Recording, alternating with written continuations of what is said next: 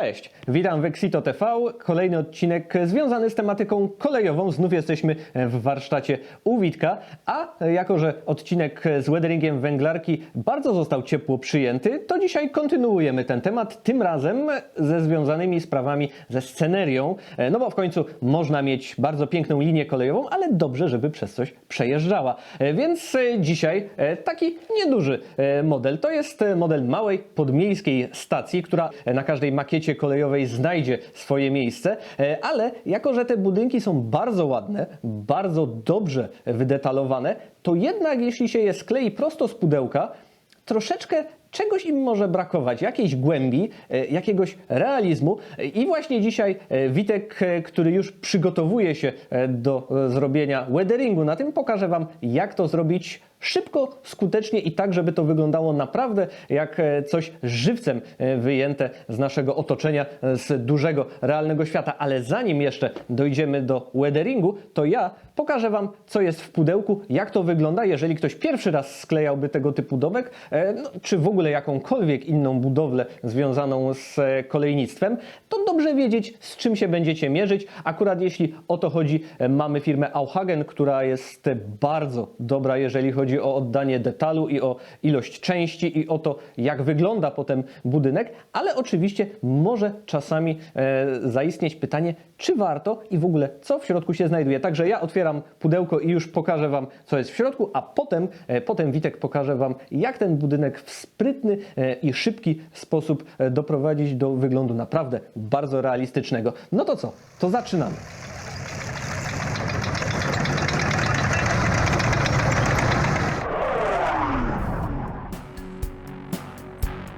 No to zaczynamy. Na początek dekoracja, która wyciemnia nam wnętrze, jeżeli chcielibyśmy domek podświetlić.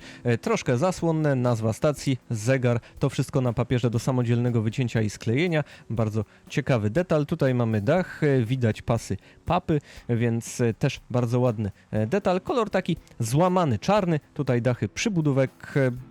Ok, jeśli chodzi o kolejne elementy, to tu mamy schodki, elementy metalowe jak zegar, elementy rynien i wszystkie szare ramki będą się do tego typu rzeczy odnosić. Ramki białe z kolei to jest stolarka. Tutaj mamy framugi okienne i drzwi oraz inne elementy, które imitują części drewniane. Na tej ramce szarej mamy same drzwi i okna, jak widać zresztą bardzo ładnie ozdobione detalami.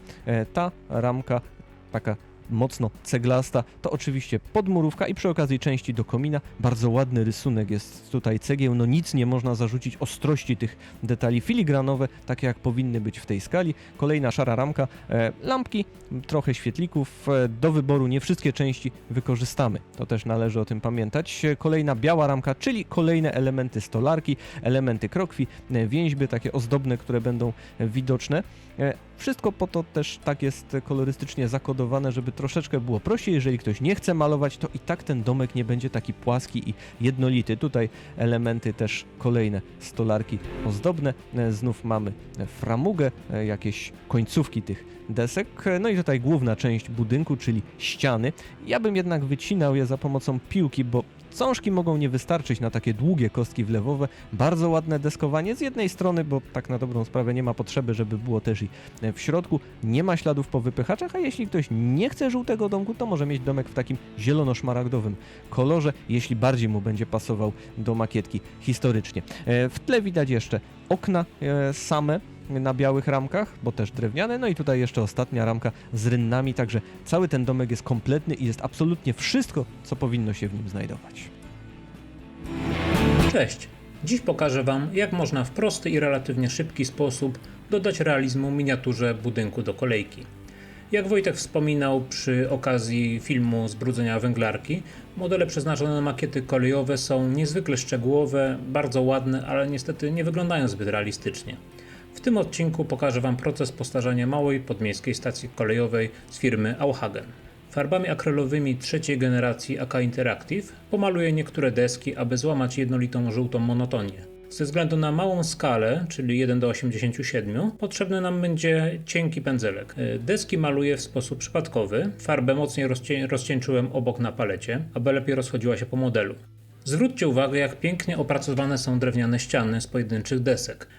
Tu trzeba wziąć pod uwagę, że plastik, z jakiego zrobione są modele dedykowane kolejnictwu, jest dość śliski, więc może się zdarzyć, że niektóre elementy będzie trzeba malować więcej niż raz.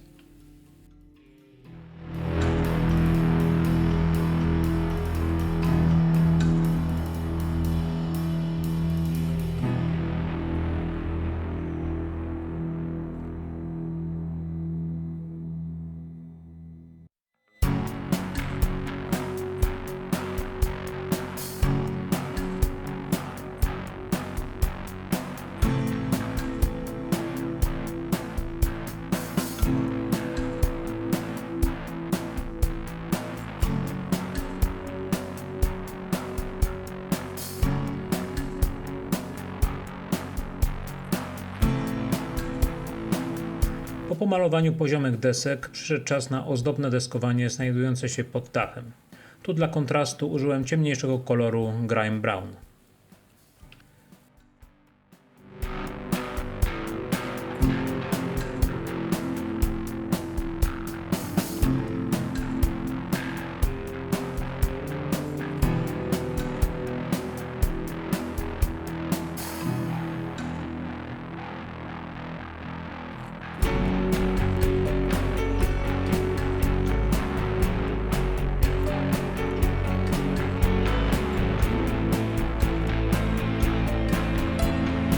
Tak przygotowany model jest gotowy do podkreślenia wszelkich szczegółów, a najłatwiej to zrobić wykonując łoż ogólny z mocno rozcieńczonej ciemnoszarej farby olejnej.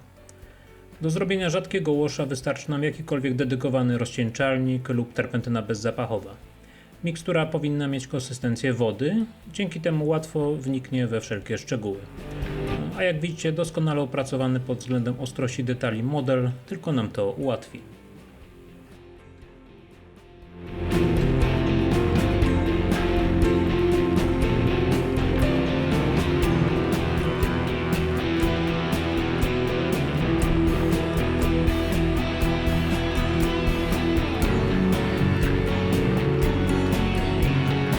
Jak widzicie, łoż aplikuję bez większej finezji niewielkim pędzelkiem. Chodzi o to, aby pokryć nim cały model, co uwypukli wszelkie załomy i szczegóły stacji.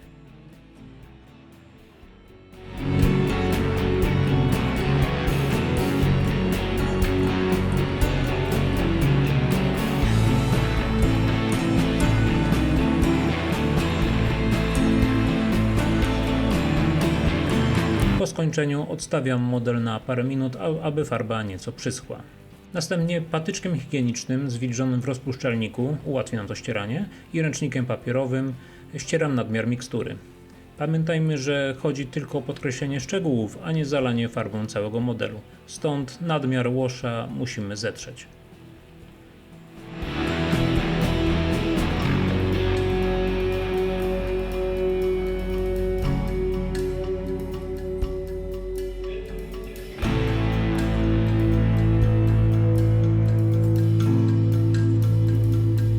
Teraz model proponuję odstawić na parę godzin, aby łoż dobrze wysechł, gdyż przy kolejnym etapie, a mianowicie renderingu olejami, możemy uszkodzić efekty swojej wcześniejszej pracy.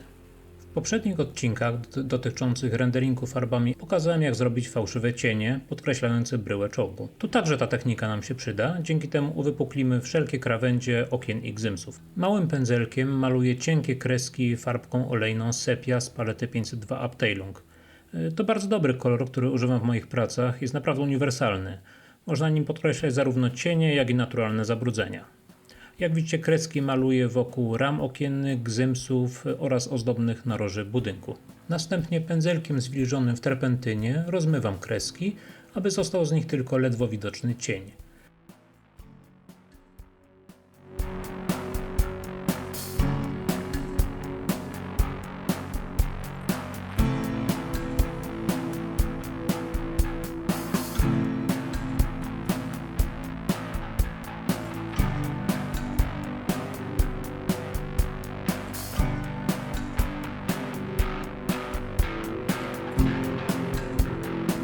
W przypadku spodów, gzymsów i parapetów zostawiam nieco więcej farby, jednocześnie formując z niej niewielkie zacieki brudu, które w naturalny sposób mogły się pojawić na stacji z biegiem czasu.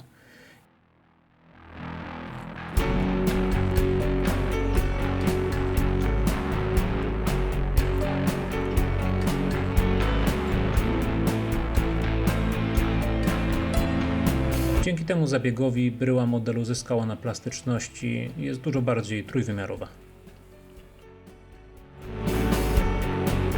Potrzebny nam będzie zwykły gips. Producent posadowił budynek na ceglanej podmurówce. To bardzo fajny detal. Faktura cegieł jest bardzo dobrze oddana, ale ze względu na jednolite ceglano-czerwone tło nie może zbyt wyraźnie cieszyć oka modelarza. Można temu zaradzić w bardzo prosty sposób. Pędzlem nakładam niewielkie ilości proszku w ten sposób, aby wniknęły w szczeliny między cegłami. Dzięki temu stworzymy efekt zaprawy murarskiej, która w naturalny sposób podkreśli odstępy między filigranowymi cegiełkami.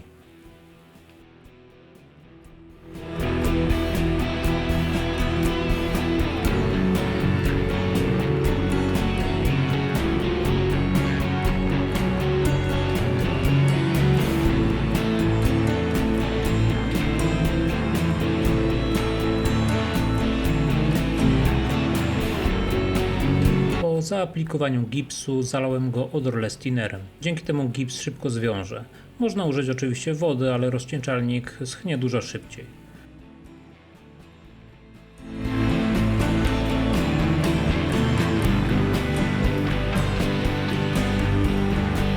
Następnie ręcznikiem papierowym starłem nadmiar proszku z góry cegieł.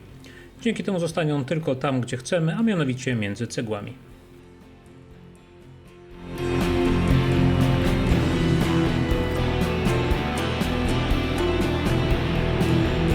W międzyczasie wróciłem do prac nad deskowaniem.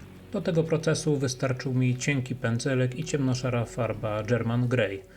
Celowo nie używam tutaj czerni, gdyż kolor ten daje zbyt duży kontrast. Osobiście wolę używać kolorów bardziej stonowanych, bo według mnie lepiej oddają rzeczywistość. Aby nieco urozmaicić ich wygląd, postanowiłem domalować szczeliny pomiędzy poszczególnymi deskami. Będzie to wyglądało nieco bardziej realistycznie, gdyż wszystkie deski producent odlał jako jednolite długie elementy, a przecież budowniczy mogli je sztukować, gdy któraś nie okazała się odpowiednio długa.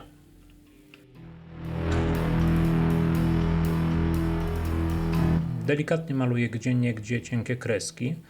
Tutaj polecam oprzeć rękę o blat biurka, będzie dużo lepiej się malowało. Ręka nie będzie się trząść i osiągniemy dużo lepsze efekty.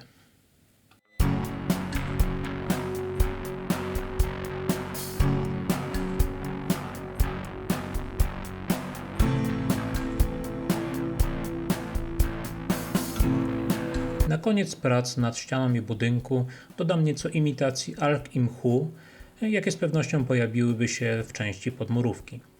Tu także posłużę się farbą olejną. Polecam farbkę Olive Green z palety 502 Abteilung, ma bardzo fajny żywy odcień. Zielone wykwity maluję cienkim pędzelkiem w miejscach, gdzie w naturalny sposób mogłyby powstać. Następnie analogicznie jak w przypadku malowania fałszywych cieni, tu także zwilżonym w terpentynie pędzelkiem rozmywam olejne kropeczki. Dzięki temu efekt staje się miękki, a co za tym idzie bardziej realistyczny i efektowniejszy. I to był koniec prac nad strukturami pionowymi. Teraz przejdę do zwieńczenia stacji, a więc do dachu. W tym przypadku użyłem farby Basalt Grey. Mimo iż dach jest prosty, to jednak gdy przyjrzymy się bliżej, zobaczymy, że także jest całkiem szczegółowy. Producent oddał fakturę pasów papy, jakimi pokrywano stare budynki. Postanowiłem efekt ten nieco wyostrzyć. Taśmą maskującą przykryłem fragmenty papy, aby zostały w kolorze czarnym, a resztę pomalowałem ciemnoszarym akrylem. Malowałem przy pomocy aerografu, ale z powodzeniem można to także pomalować pędzlem. Po odklejeniu taśmy otrzymałem niejednolitą powierzchnię, która wygląda zdecydowanie ciekawiej niż cała czarna. Podkreśliło to także wyraźnie strukturę papy. Nie był to oczywiście koniec prac nad dachem. Postanowiłem dodać nieco spłowień i zacieków brudu. Wykonałem tu klasyczną biedronkę olejną, podobną jak w odcinku z czołgiem M41. Niewielkie kropki farby olejnej, tutaj Sepi i Bafu z palety 502 Abteilung, rozmywałem szerokim, płaskim pędzlem w kierunku do dołu. Dzięki temu dach zyskał nieco życia.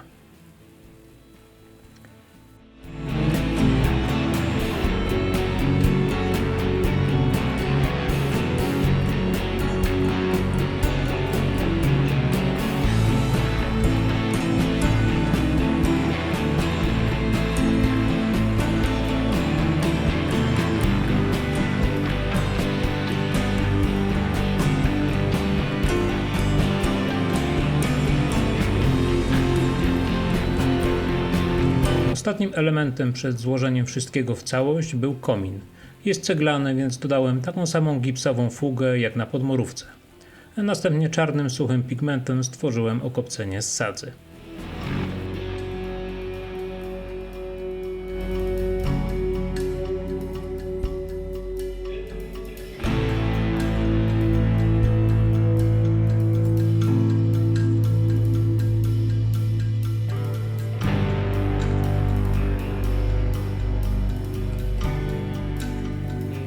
Brudzenie domku zajęło mi parę godzin. Myślę, że warto było poświęcić czas, aby dodać nieco życia małej stacji.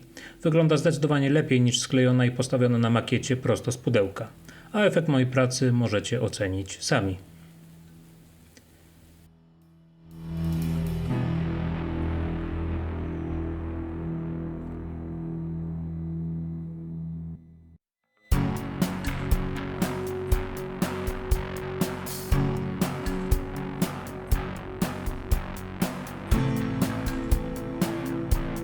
Dziękuję bardzo sklepowi modelarskiemu Exito za przekazanie modelu do tego odcinka. A ja się z Wami żegnam i zapraszam na kolejne filmy na kanale Exito TV. A więc czołgiem i do zobaczenia!